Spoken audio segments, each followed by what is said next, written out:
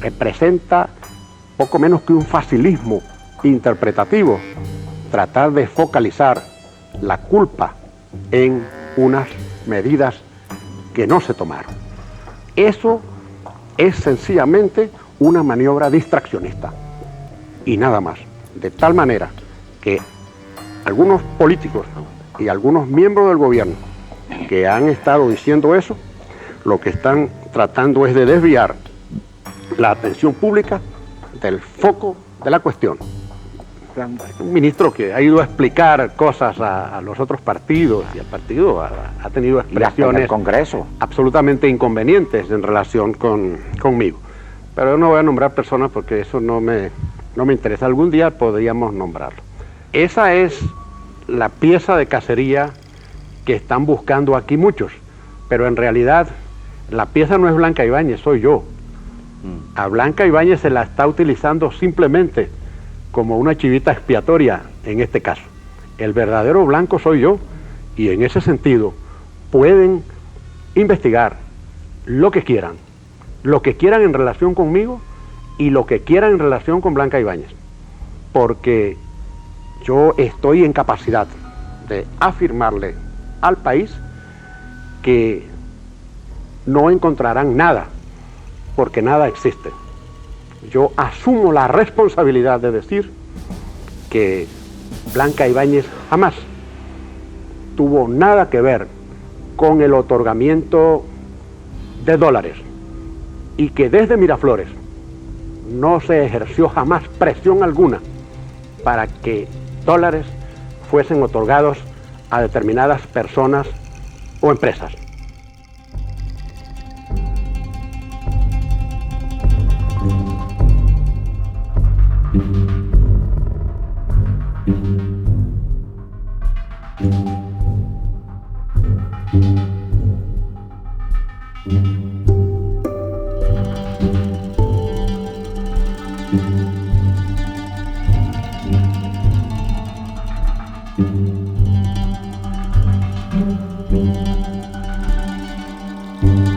Buenas noches, amigos. A 3 meses de haber dejado el gobierno por 5 años, el presidente Jaime Lucinchi hace su aparición por primera vez en televisión y en Venevisión esta noche. Han transcurrido además 100 días del gobierno del presidente Carlos Andrés Pérez y hay muchas preguntas que el país se hace en torno a Jaime Lucinchi, en torno a su actuación de presidente y su actuación en estos 3 meses.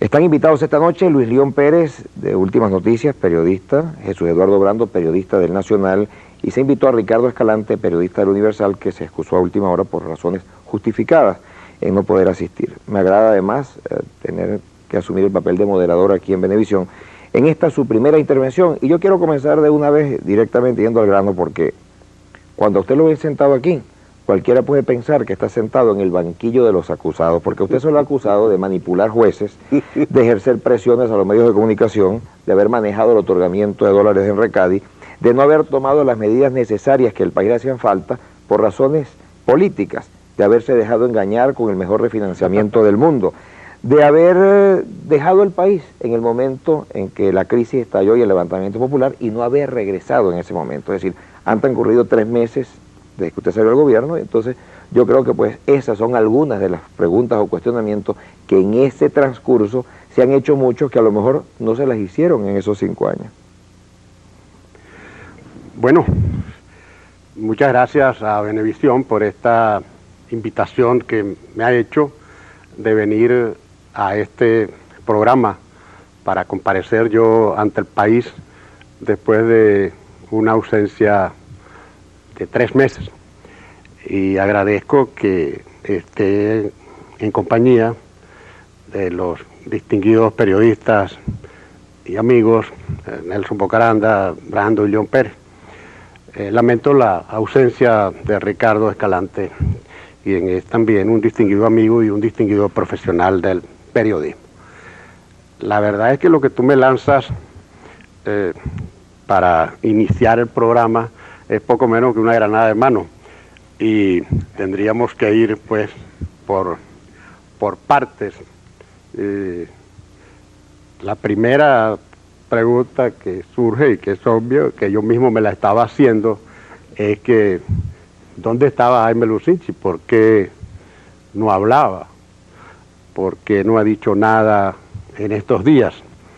Yo creo que eso es interesante, porque, te repito, yo mismo me estaba haciendo la pregunta y creo que el país entero se la ha venido haciendo. Yo soy un militante político desde los 14 años y tengo un elevado, muy bien afirmado sentido de la disciplina, de la lealtad y de la solidaridad compañera. Y lógicamente en ese ejercicio de la condición militante he permanecido callado, esperando que las cosas buscaran un tanto su nivel y que fuese surgiendo de la dinámica misma la explicación de muchas cosas. Pero veo que no puedo permanecer callado más tiempo y que debo sinceramente hablar, y a eso he venido, de tal manera que celebro que tú seas el moderador, porque tú no tienes pelitos en la lengua ni trabas en la intención, y creo que interpretas el sentimiento público al hacer esas cosas. ¿Por qué no tomé las medidas? Esa es una buena pregunta. Pues sencillamente porque no estaba de acuerdo con ellas y porque no era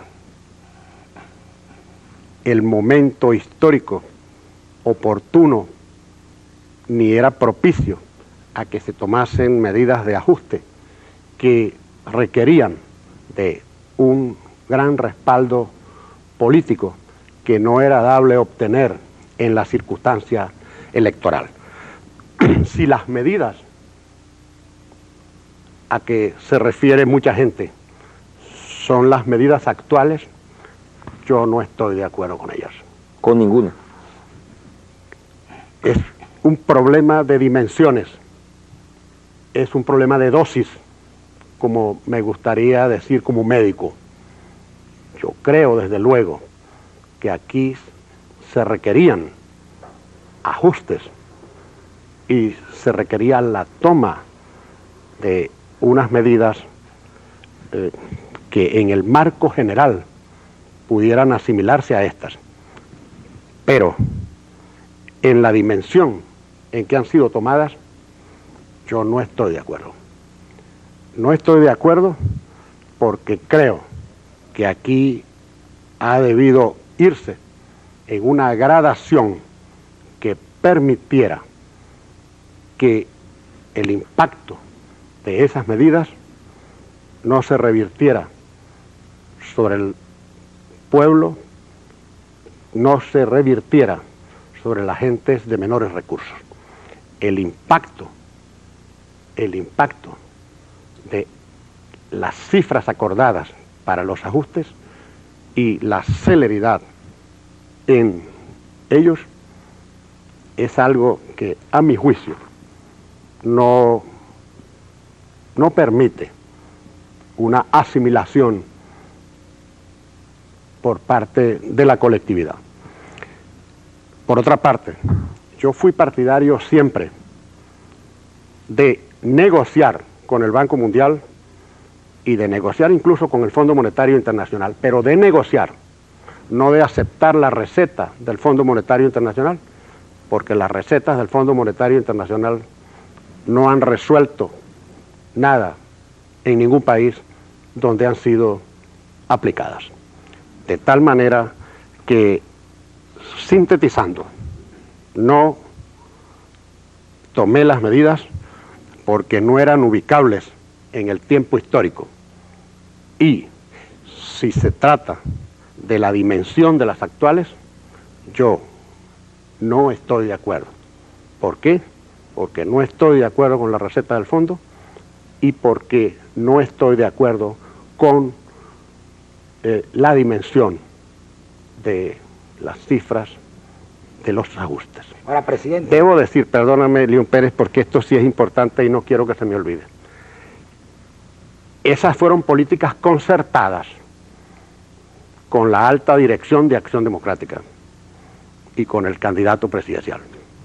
Presidente, ese Pero hay un quería consultarle algo. Perdóname que ya te conté. No obstante la explicación que usted ha hecho en relación a su posición frente al paquete de medidas, en algunos sectores políticos, inclusive de su propio partido, Sí. y a nivel de comentaristas de prensa, digamos, generalmente bien informados, Sí.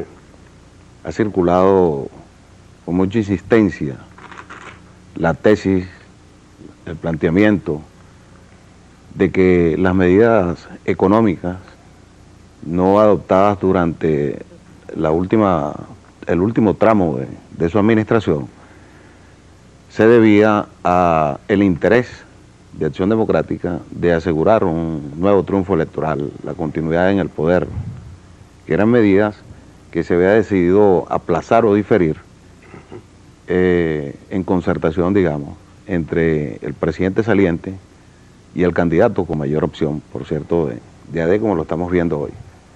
Sin embargo, ahora también en sectores políticos de su propio partido se argumenta que en buena medida las dificultades económicas y sociales que está viviendo el país son debidas a que su gobierno no adoptó las medidas actuales.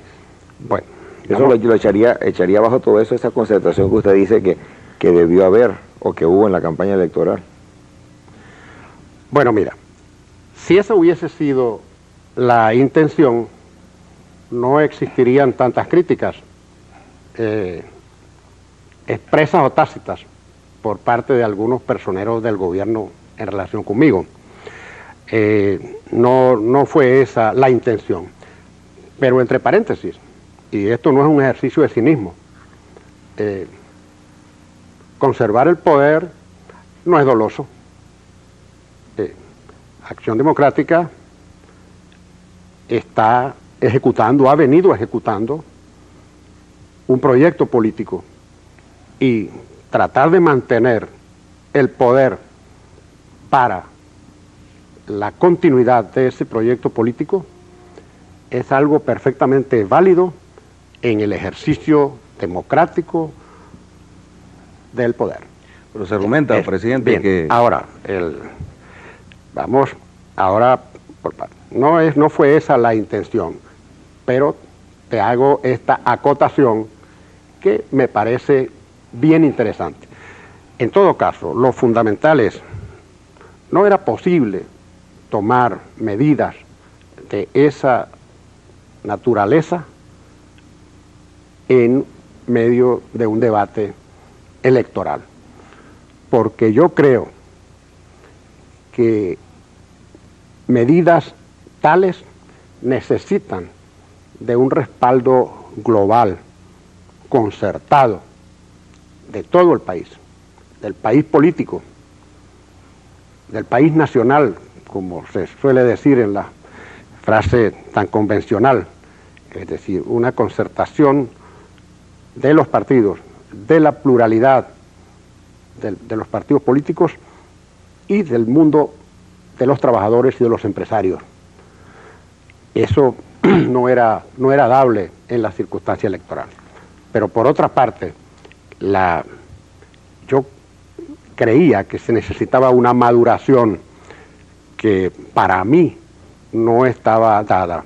Sin embargo, nunca se dejó de trabajar en ese sentido, y nosotros hicimos multitud de diligencias frente a la banca, frente a los organismos financieros internacionales, frente a los países aliados nuestros de la OPEP, frente a los gobiernos de los grandes países industrializados, de tal manera que no permanecimos con los brazos cruzados. La causa de la situación de Venezuela no es haber omitido en tal momento, por razones, vamos a llamarlas tácticas, la aplicación de determinadas medidas, sino el problema de fondo de Venezuela es el problema de la deuda y el problema de la caída de los precios del petróleo. Eso es lo que se debe decir, y por eso representa poco menos que un facilismo interpretativo tratar de focalizar la culpa en unas medidas que no se tomaron. Eso es sencillamente una maniobra distraccionista y nada más. De tal manera que algunos políticos y algunos miembros del gobierno que han estado diciendo eso, lo que están tratando es de desviar la atención pública del foco de la cuestión. ¿Cuál es el problema de la deuda y el problema de la caída de los precios del petróleo? Que ni en una ni otra materia nosotros nos quedamos quietos. Vamos a regresar, pero quiero que León Pérez va a dejar la pregunta. No, la pregunta de Brandon se la iba a hacer el presidente, pero esto es maravilloso. Pero hay una repregunta dentro de este marco. Bien.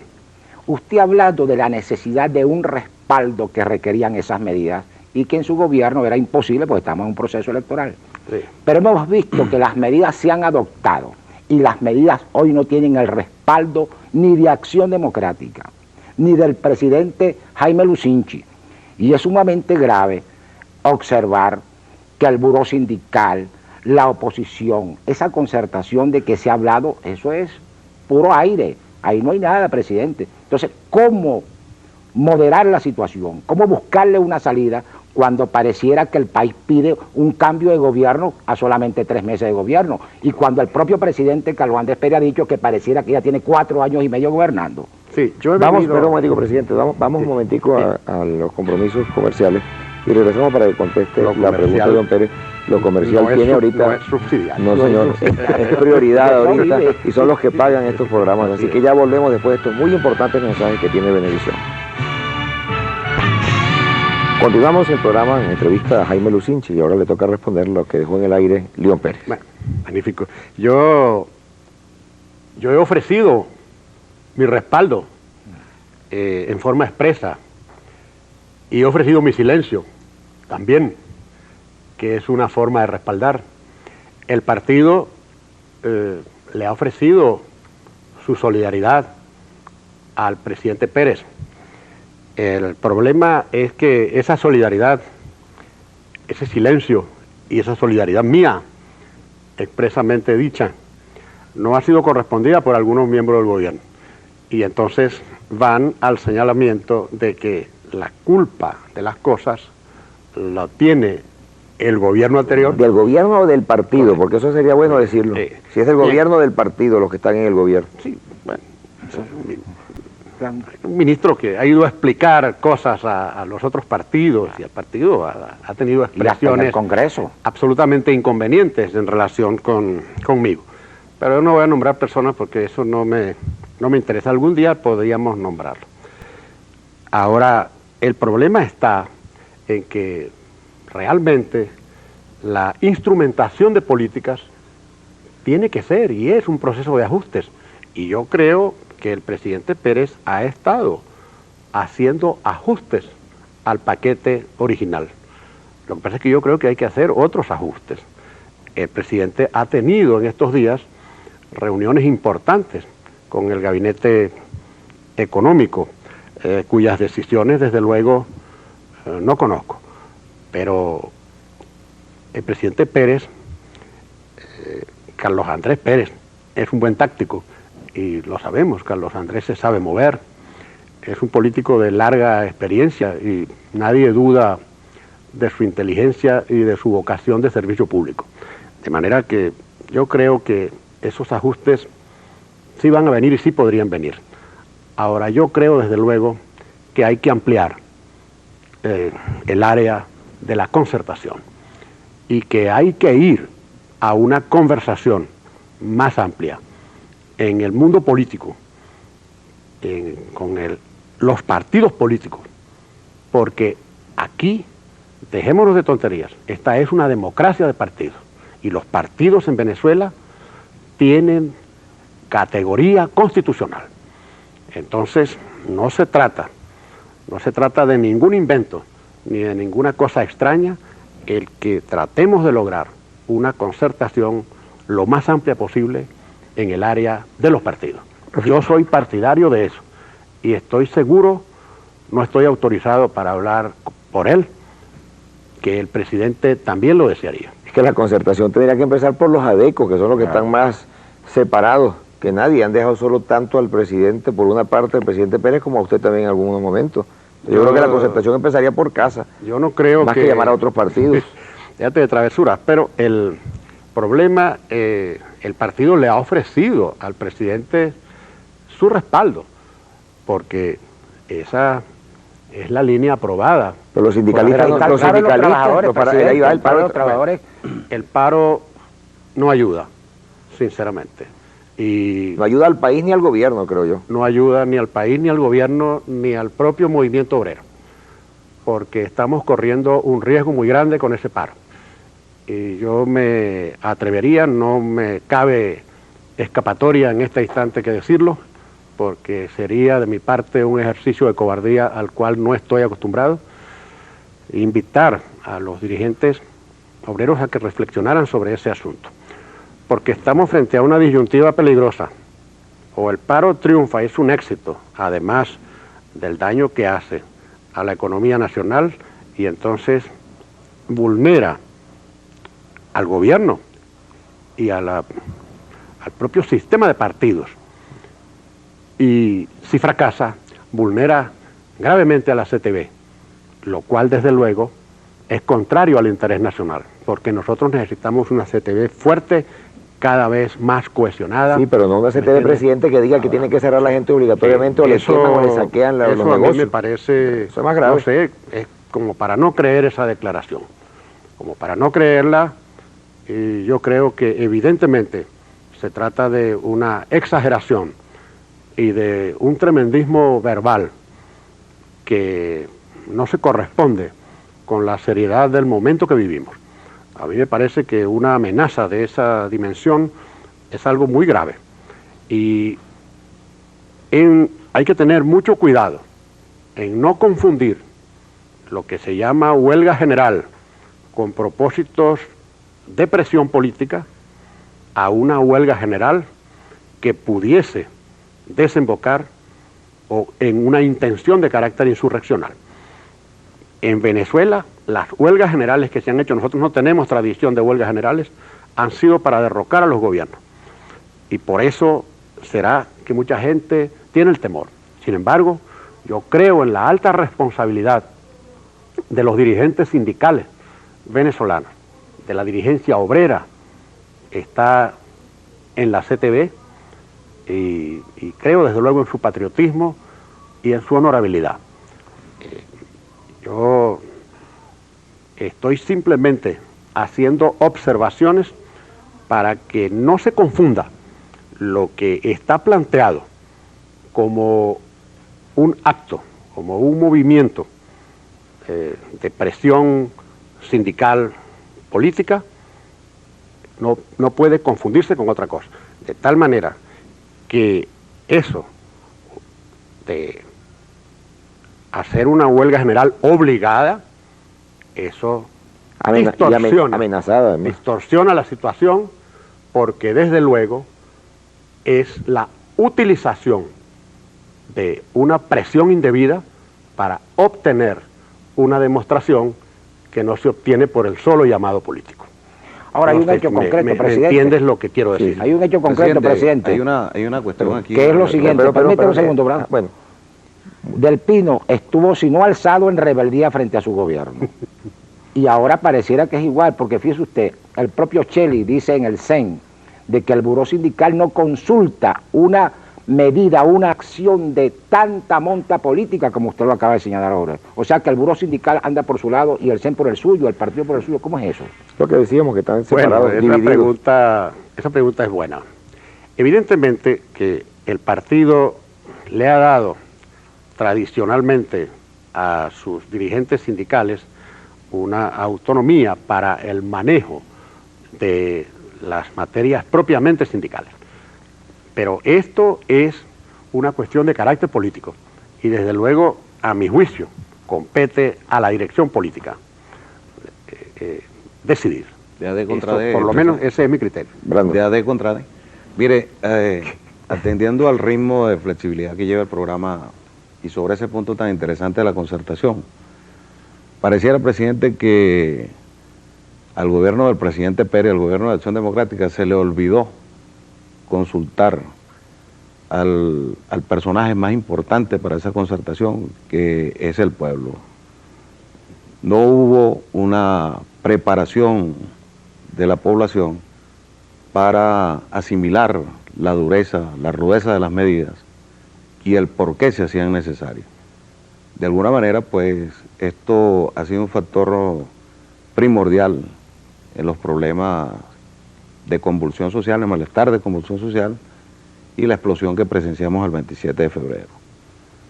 Ahora estamos hablando de concertación, sin embargo, hay posiciones contrapuestas, antagónicas y bastante irreconciliables en apariencia entre las posiciones de la CTV, del sector empresarial y del propio gobierno, que luce un poco como aislado, en oportunidad de que se está anunciando una nueva liberación de precios a partir de finales de mayo. No se ha planteado a la población ninguna alternativa para poder enfrentar la situación tan difícil que se nos viene encima. Y dentro de ese mismo contexto yo quisiera preguntarle algo sobre lo que nos hemos olvidado noticiosamente en los últimos tiempos, que fue el anuncio durante su gobierno de que Venezuela pagaría en función de sus ingresos petroleros, en función de los cuales se había endeudado, y que para ello se había previsto la cláusula de contingencia. Sí. El presidente Pérez en su campaña puso mucho énfasis en que no sacrificaría el desarrollo del país en función de la deuda. Sin embargo, vemos que las promesas, los ofrecimientos, las esperanzas de dinero fresco se siguen repitiendo y no se concretan. La situación del país se sigue agravando social, económicamente, políticamente, y no se ha vuelto a hablar de la aplicación de la cláusula de contingencia. Sí, ciertamente tú tienes razón, y allí está la médula de mi discrepancia. Es un problema de instrumentación de las medidas. Las medidas en su dimensión y en su montaje, ¿verdad?, adolecieron de ese error que tú apuntas. Creo que no han debido ser lo intensas que se proyectaron y han debido, desde luego, montarse con una gradación progresiva y, desde luego, dándole al país las explicaciones necesarias y, desde luego, estableciendo las compensaciones también necesarias que balancearan las cuotas de sacrificio de cada uno de los sectores del país. Por eso he hablado de dosis, por eso he hablado de instrumentación, entiéndase bien. Ahora, yo estoy de acuerdo con que nosotros necesitamos hacer énfasis en el problema de la renegociación de la deuda. Yo dije, recogiendo un sentimiento nacional, por otra parte, no era una invención mía, de que nosotros nos habíamos endeudado en función del petróleo y de que debíamos pagar en función del petróleo. Los precios del petróleo se nos cayeron a nosotros dramáticamente hasta menos de un tercio de lo inicial cuando esa deuda fuera adquirida, y sencillamente debemos ajustar las cosas a esa capacidad de pago del país. Nosotros no solo debemos apelar y hacer uso de la cláusula de contingencia que está allí firmada por los bancos y firmada por nosotros y que obliga a unos y a otros, sino que nosotros tenemos que repetirle a los gobiernos de los países industrializados que Venezuela no puede soportar esa carga, que Venezuela debe ajustar sus pagos a su capacidad real. Venezuela es un país demasiado importante desde el punto de vista estratégico de la democracia y los grandes países industriales democráticos tienen una obligación con Venezuela. Pero nuestro vecino Yo del hablé norte no no pareciera de que me compartirlo, engañaran, presidente. sino del supuesto engañoso de unas ofertas, del supuesto engañoso, que es distinto. De Pero tal sí. manera que no pequé de exceso de candidez, sino sencillamente de que en los términos de la relación las cosas se plantearon de un modo tal que estábamos frente a lo que analizado posteriormente era un supuesto engañoso, de que iban a venir recursos a Venezuela suficientes Pero vamos, no, Presidente, déjame desarrollarlo vamos para a... atenuar el impacto de la situación. Voy a dejar en el aire, presidente, una preocupación enorme que hay en el país, porque el país entiende ante estas averiguaciones tan grandes, investigaciones que se hace de recadi, de robos, manipulación de dólares y muy todo bueno, esto, que en el país se acabó el dinero, pero que no fue porque bajó el petróleo ni porque se pagó la deuda, sino porque se lo robaron. Entonces eso lo entiende mucha gente así, y eso es lo peligroso. Ayer inclusive en un programa, uno de los investigadores como este hablante decía que si no llevaban presos grandes, peces gordos grandes, se planteaba ante el país o una insurrección popular o un golpe militar. Y como el golpe o la opción militar aparece como segunda alternativa para muchos venezolanos, según encuesta de la Universidad del Zulia, eso es preocupante todo esto. Yo quiero dejar esa preocupación que comparto con mucha gente en este momento para regresar después con usted. Continuamos con el presidente Jaime Lucinchi en el programa. Yo dejé en el aire aquello de Recadi, lo de que la investigación, si no se llevan peces gordos a la cárcel, la gente no va a seguir creyendo en el sistema, inclusive la opción militar o de insurrección está vigente en el aire. Entonces yo quiero pues su comentario en torno a esto. Bueno, a mí me parece muy interesante la mención que has hecho del problema de Recadi y de los peces gordos. Y no descuide la de los militares también. Correcto. Ok. Y también de que si eso no sucede, pues estaría planteada la opción de un golpe de Estado, que aparece como opción, según tú mencionas, en una encuesta O como temor, por lo de menos. la Universidad del Zulia. Eso es, pero no opción. El problema de Recadi es realmente un problema grave y debe ser resuelto hasta sus últimas consecuencias, cualquiera que ellas sean, pero resuelto con seriedad y no a base de antojos o de prejuicios, porque la justicia no puede manejarse sino sobre la base de pruebas. Entonces, no es cuestión de gordura de los peces, sino sencillamente de quien resultare culpable de haber ejercido indebidamente un cargo público, de haber prostituido la confianza que el gobierno y el país Que usted le dio. pusieron en ellos. De manera que yo hago la observación en el sentido de que estoy perfectamente de acuerdo con que las investigaciones se adelanten, pero que se adelanten con seriedad y no sobre la base de que a mí me tienen que entregar tal pieza de cacería para yo sentirme satisfecho. No, el país lo que exige es justicia en la dimensión exacta y hasta donde llegue. De manera que en ese sentido concuerdo perfectamente, pero con Así sea esta Blanca Ibáñez. observación. Así sea Blanca Ibáñez, porque eso pareciera que es una de las piezas. Bueno, esa es la pieza de cacería que están buscando aquí muchos, pero en realidad la pieza no es Blanca Ibáñez, soy yo.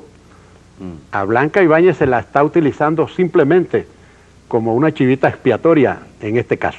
El verdadero blanco soy yo y en ese sentido pueden investigar lo que quieran en relación conmigo y lo que quieran en relación con Blanca Ibáñez, porque yo estoy en capacidad de afirmarle al país que no encontrarán nada, porque nada existe. Yo asumo la responsabilidad de decir que Blanca Ibáñez jamás tuvo nada que ver con el otorgamiento de dólares y que desde Miraflores no se ejerció jamás presión alguna para que dólares fuesen otorgados a determinadas personas o empresas. Se trata de una manipulación criminal que yo denuncio con toda responsabilidad al país. Y le garantizo, no solo lo que digo por mí, sino lo que digo acerca de Blanca Ibáñez. Eso lo garantizo y asumo la responsabilidad plena de mis palabras. Desde Miraflores nunca se ejerció presión sobre el Ministerio de Hacienda ni sobre Recade. Allí están quienes ejercieron el ministerio y quienes ejercieron posiciones rectoras en Recade. Miraflores recibió presiones, que es distinto, y unos cuantos de los que hoy se rasgan vestiduras y aparecen como señaladores de responsabilidades en la cúspide del poder en Venezuela durante mi gobierno, ejercieron presiones indebidas sobre Miraflores y sobre el Ministerio de Hacienda para que se les otorgasen dólares y para que se les otorgasen peticiones a ellos en el sentido de darles, por ejemplo, propaganda, de darle la publicación de las listas que Recade hacía cada 15 días o cada mes en función de sus intereses mercantiles. Yo digo aquí con toda responsabilidad que el diario El Nacional ejerció presiones sobre Miraflores y ejerció presiones sobre dirigentes políticos venezolanos a los fines de obtener ventajas en el otorgamiento de dólares preferenciales para papel y para maquinarias y para insumos diversos de ese diario. Y estoy en perfecta capacidad de decirlo así porque estoy enterado de quiénes fueron los que hicieron las llamadas correspondientes y cómo esa campaña en buena parte está sustentada en la posición de mi gobierno de atenerse a las disponibilidades de recursos en divisas y de atenerse a lo que la justicia distributiva señalase. De tal modo que no tengo ningún temor con respecto a las investigaciones que se hagan. Y véase cómo los documentos que está publicando el Nacional, que corresponden a documentos públicos, y el manejo de documentos públicos es algo prohibido por la ley, pero bien, no nos desviemos de eso.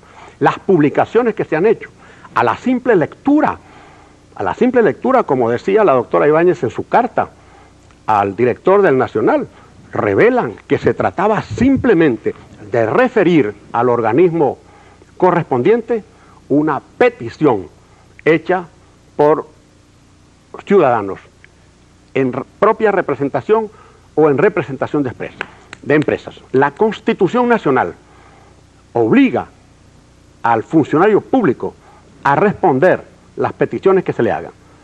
En Miraflores se manejaron durante mi gobierno directamente unas 210 o 212.000 cartas por la Secretaría Privada de la Presidencia de la República, y las que entraron por la vía del correo o llegaron a Miraflores al área que se llamó allá de coordinación de la correspondencia en la Secretaría Privada de la Presidencia.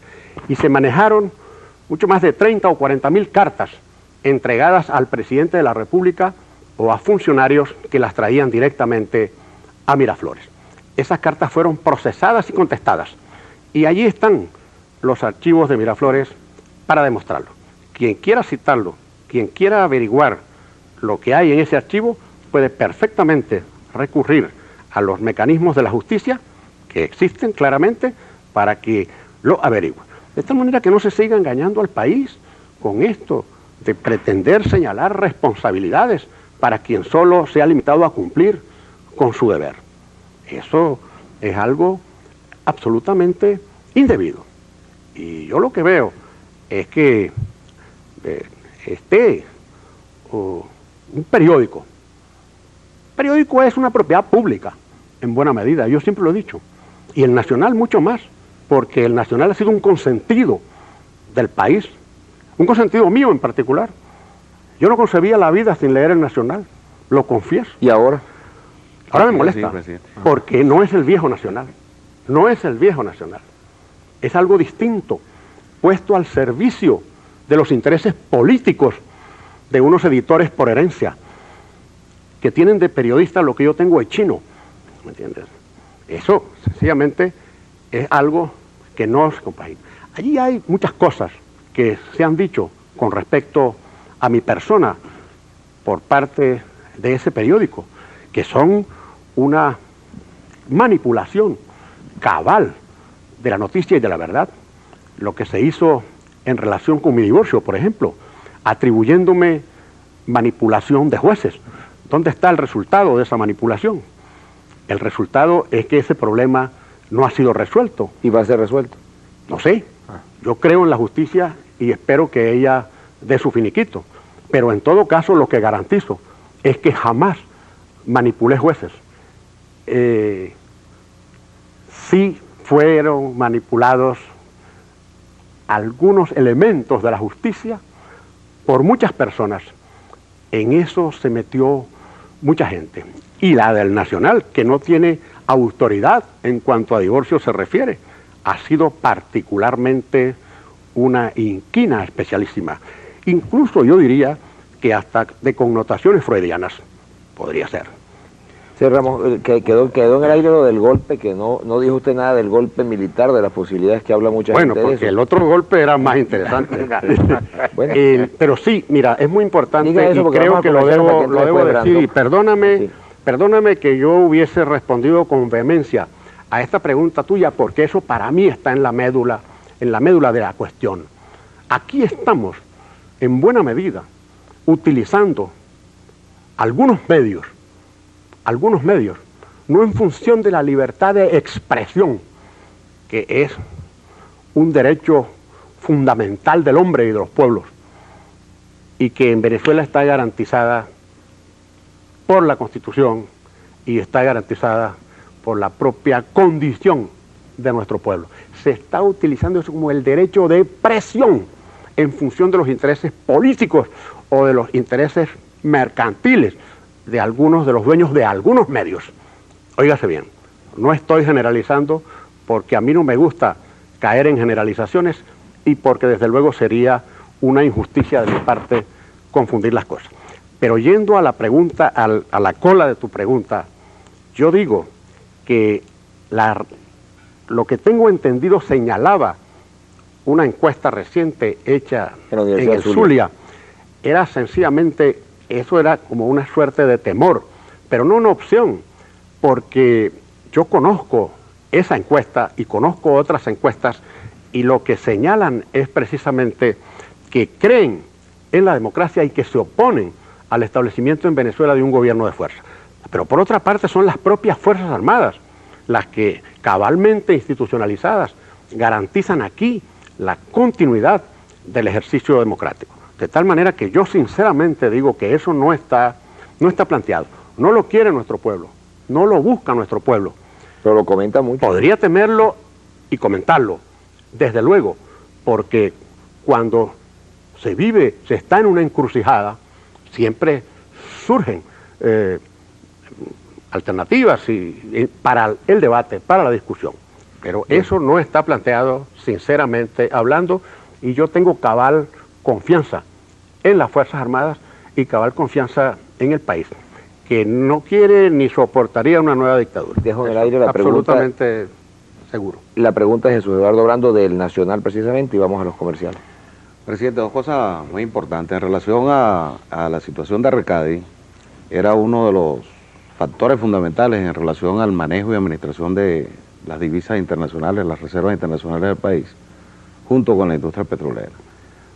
Mucha contradicción, digamos, se ha apreciado entre algunos funcionarios en sus comparecencias del Congreso. Algunos admiten ciertamente la existencia de irregularidades, otros dicen haberlas desconocido en el ejercicio de sus funciones, aunque no las niegan.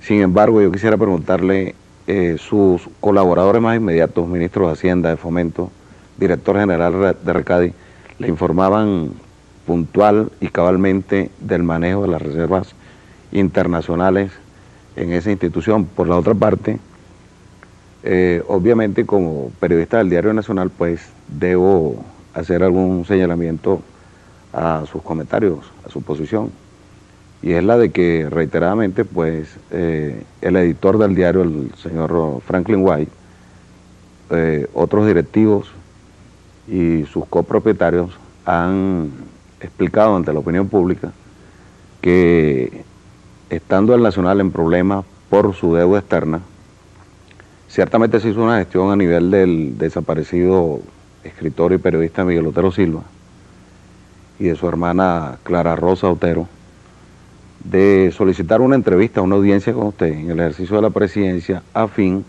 de plantearle la situación delicada por la que atravesaba el diario en esos momentos y solicitar el que se hiciera el reconocimiento de su deuda externa, al igual que como se estaba haciendo con otros medios de comunicación.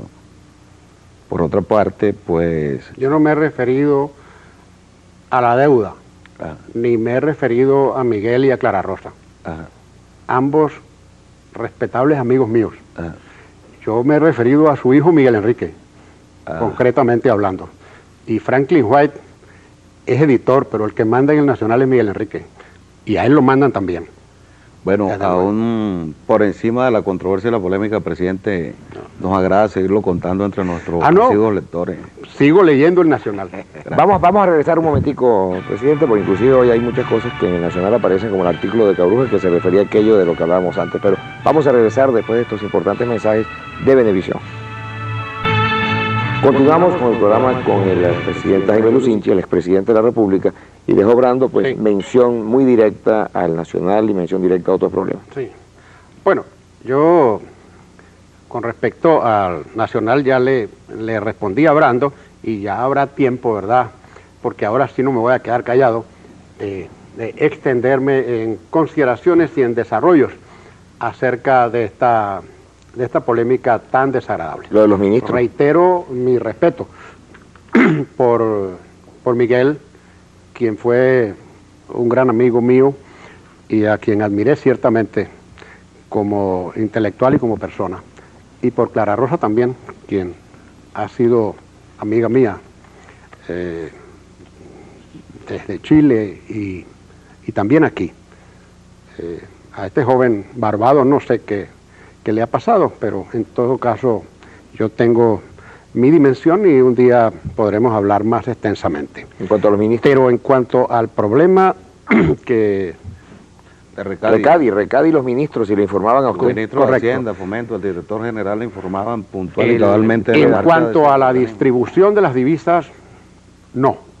Eso no formaba parte de su cuenta, de mi cuenta, ni de la relación de los ministros con el presidente de la República. ¿Lo manejaban directamente?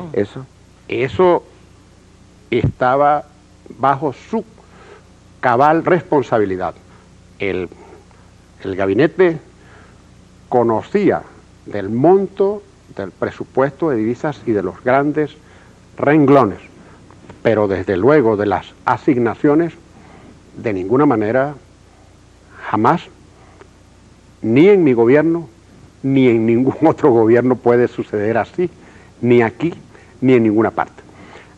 Porque eso sería, desde luego, mantener al presidente de la República permanentemente ocupado en una cosa que, desde luego, se ha debido asignar de acuerdo a una normativa. Era cuestión simplemente de cumplir la normativa. Para que tú te des cuenta de la dimensión de ese asunto, había más de 20.000 importadores, 20.000 personas. Yo te puedo dar ese trabajo. Yo, no como Maldonado que la entrega por debajo, yo te lo doy públicamente a ti o a cualquiera, lo tengo. La lista de los solicitantes de divisas, 12.000 y tantas empresas solicitando divisas, y la normativa, que la ha sido suficientemente explicada en forma muy veraz, muy clara por la ministra de Hacienda en el Congreso de la República en una interpelación de carácter público. de tal manera que no correspondía a la relación del presidente de la República con los ministros de Hacienda discutir sobre esa, Ahora, presidente, sobre esa materia. Ahora, el problema de los 30.000 millones que se robaron, que se robaron. Eso dice la gente. La gente no, eso lo dicen algunos diputados, porque esos 30.000 millones de dólares lo que sirvieron fue para incrementar el empleo, para mantener un régimen de precios acorde con el proceso, el desenvolvimiento de la economía nacional, que sirvieron para abastecer al país. Bueno. Y chinos, aparecieron chinos y una pila de cosas más. Aparecido chinos o tailandeses o lo que fuera, pero esa es otra cosa. Pero el problema, las divisas permitieron al país sencillamente funcionar. No estaría el país hoy comiendo, no estaría el país moviéndose, no estaría el país con una dinámica si no hubiesen sido utilizados. La paz social durante mi gobierno no fue artilugio, no fue una cosa mágica lograda por mí, que no soy mago de ninguna manera, sino que fue el fruto de unas políticas, de una administración de los negocios públicos. Y allí está cómo Venezuela, que tenía una alta tasa de desempleo a niveles que los tratadistas consideran como prerrevolucionarios cuando recibimos el gobierno, y nosotros entregamos una tasa de desempleo muy baja. Nosotros dinamizamos la actividad económica del país y nosotros garantizamos el abastecimiento de sus industrias, el desarrollo de su agricultura y la realización de obras de infraestructura importantes. Pero no me voy a extender, sino que sencillamente te voy a responder el punto neurálgico de tu pregunta, que estaba implícita también en la de Brando, de que el problema de Recade es una cuestión de que el propio, el diferencial entre el dólar libre y el otro. El dólar libre y el dólar del mercado controlado, en cualquier parte hace posible que surjan irregularidades en su manejo. Y no voy a decir aquí que no hubo irregularidades. Las que a mí se me denunciaron en forma genérica o las que a mí se me denunciaron en forma expresa y específica fueron investigadas. Se ordenó su investigación. En este momento están en proceso de investigación 63 casos en cuanto a aduanas y 30 y tantos en relación con las divisas. Esas investigaciones fueron iniciadas por mi gobierno. Recuerdo las genéricas que hicieron Del Pino y Morel Rodríguez, pues sobre eso se abrió una investigación que está en proceso. Ni uno ni otro señalaron nombres de personas o de empresas, hablaron genéricamente. En algunos casos ha habido señalamientos específicos ahora, y entonces es cuestión de que se los investigue. Esos chinos, pues claro que hay que investigarlos, si se trataba de chinos reales o de simples mascarones de proa. Lo cierto es que el problema de las célebres vaquillas, eso respondió a un programa que nos permitió incrementar la producción de leche en más de 200 millones de litros de leche anuales. Y ¿a qué costo? No, ¿a qué costo no? Es cuestión de realizar una investigación seria, y las universidades, la Universidad Central, la Universidad del Zulia, la Universidad de los Llanos y la Universidad de los Andes participaron en el diseño de ese programa. Y en cuanto al propio control de la producción lechera en el país, no me refiero desde luego a lo otro, pero ese programa tiene una sustentación científica, y nosotros mejoramos la planta de cría del país de ganado lechero, y creo que Venezuela ha tenido en ese programa uno de sus mejores logros de los últimos tiempos. Que haya habido en algunos casos irregularidades, pues señor, es cuestión de detectarla y de ir a lo específico, pero no se puede generalizar pensando que todo aquel que importó vaquillas es un delincuente. No, eso no es así. Eso es contrario a la justicia y al respeto que se le debe a las personas. De manera que vamos a señalar quién o quiénes importaron vaquillas e hicieron uso indebido de los dólares. De los dólares, ¿me entiendes? Pero dejamos en la idea la pregunta de León Pérez. Mire, presidente, la última parte. Realmente en relación a este caso de Recadi, hay unas declaraciones de Gonzalo Barrios que dio el sábado en su casa allá en Las Mercedes, en la Loma de Las Mercedes, donde él señala que hay mucha gente que no está calificada para hacer denuncias de esa naturaleza.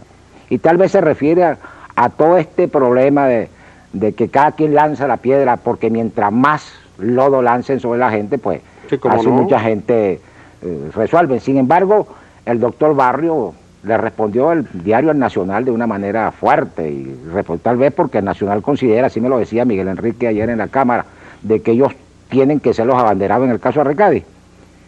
Entonces, si usted está en la mira, ¿usted cree que lo que buscan es su enjuiciamiento, estos señores?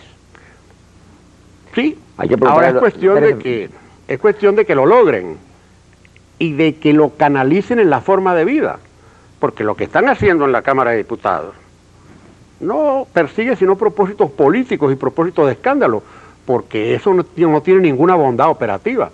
Para enjuiciar a un expresidente de la República hay una normativa que señala la ley, y no se olvide de que yo no soy diputado, yo soy un senador de la República de pleno derecho, por virtud de la Constitución, y entonces a mí tiene desde luego que investigárseme de una manera especial y que juzgárseme de una manera especial. Ahora, de que aquí hay gente que no tiene autoridad moral para hablar y para decir cosas, claro que hay muchos que no la tienen. Por ahí andan unos cuantos que son los abanderados de la investigación. No me refiero a todos los abanderados, pero algunos de ellos tienen sus expedientes y sería cuestión de buscar esos expedientes. Bueno, fíjese que ya se... Ayer en la Cámara algunos hablaron de que, sí, de que había presiones para volver a abrir esos expedientes, presidente. ¿Será? Pero, sí, no sé, pero estamos en una lucha política y enseñar esos expedientes y otros que andan por allí sería muy fácil. Ahora fíjese, esta es su primera intervención después de este tiempo, de este silencio, ya habló, va a causar mucha polémica, no solamente lo que atacó al Nacional, lo que decía del Nacional, sino lo que dijo de Del Pino y otras cosas más, pero entonces, todos los programas que se hacen, todas las cosas que se dicen... He hablado de Del Pino con el mayor respeto. No, está bien, pero presidente, todo el mundo habla aquí de que esto que es grave, de que no vamos a salir de abajo, de que este país se va a venir abajo.